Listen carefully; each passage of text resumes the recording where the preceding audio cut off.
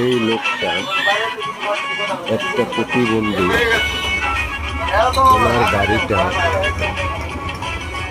এই কাঠ দিয়া মেরামত করবে। লোকটা কিন্তু প্রতিবন্ধী, তারপরও কি কষ্ট করে এই কাঠটা কাটতেছে দেখেন। আসলে আমি সব ভিডিওটা দেখাতে পারলাম না, এই জন্য আমি দুঃখিত, আগেই বলে দিলাম। এই যে একটা গাড়ি দেখেন পাশে,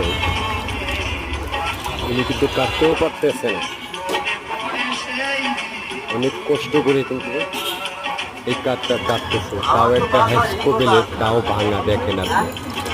ওনার বাম হাত আসলে কিছুই বলার না।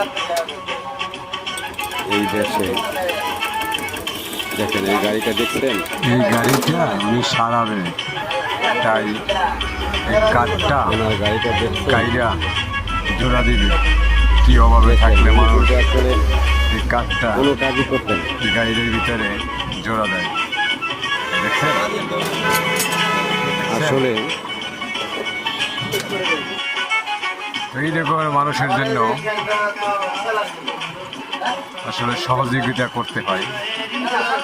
এই বর্তমান যুগে যারা সহযোগিতা পাওয়ার উপযোগী না, তারাই নিয়ে যায়,